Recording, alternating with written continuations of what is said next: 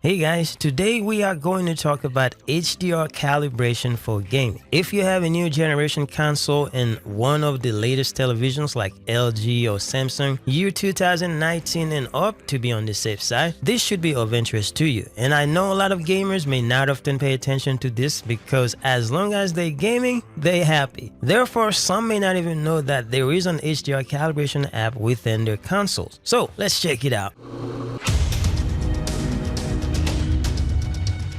My name is Wes and thanks for tuning into the channel, and I am glad and grateful that you are here. Our focus is going to be on the Xbox Series X because that is the system I'm currently on. However, this is not just a Microsoft Xbox thing.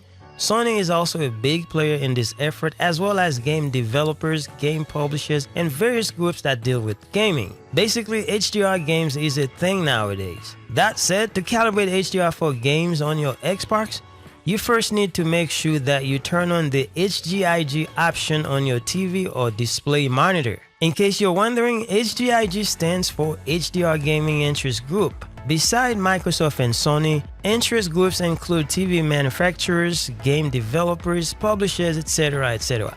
I thought I should mention that. Now, on your Xbox Series X, tap the power button on your controller and locate the settings options. Once you get to your settings, go to the general tab, go to TV and display option.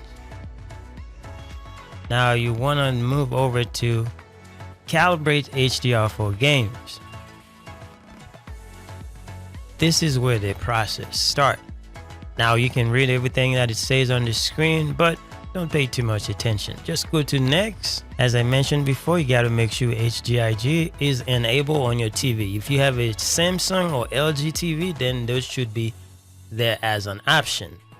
Now, when you get to this screen where it tells you about the minimum luminance, now once you get to this screen, you should be able to barely see the checker boxes. But if you want to mess around with them, for instance, you can just use your D-pad on your controller, and that way you can just adjust it to see. Like, the idea is to make sure that you can barely see the checkered box. That's when you get the best picture for the black on your screens. Now you can set it based on your preference. You can set it where you cannot even see it, or you can check it where you can barely see it. So it's up to you. So whatever works for you, it's what matters.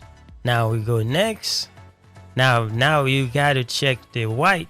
So if you want to check out to see how this goes, right now you can see all the checkers box, but the idea is for you to make sure all of them are the same where you can not see them at all pretty much. And for this part, you don't have any indication whether you can see it or not. The only way, if you can see the checker box, then you are in the wrong. So you need to make sure that you cannot see the checker box at all.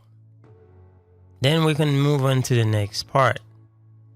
And then this one might be for the maximum luminance. Again, if you want to mess around to see if you can see the checker box, you can just click the D-pad to the left and you can see them. For right now, if you want to make it the right way, you just got to move it to the right side where you cannot see the checker box. Then you should be good to go, and then you go to the next. And now you're looking at the image. The right one is uncalibrated. That's where you would see if your HDR is uncalibrated, and the left one would be the right picture. If you are satisfied with that, you can just hit OK. Now the next thing you can do is just go to one of your games that are HDR games and then check them out and see if you're satisfied with the picture. Now for a game like Destiny, I can go to a location in the EDZ and inside a cave where sometimes you cannot see inside the cave, but with the right setting for HDR, you can see inside and then just be easily. So there's a lot of part of games where you can see the detail in the black, some spot that you cannot see. But if you set it up the right way, then you should be good to go. Now you can mess around with things, and like I said, if you have an LG or Samsung TV or one of those TV that can do HDR, then you should be good to go. Hopefully this helps. Thank you guys for watching. I will see you guys later.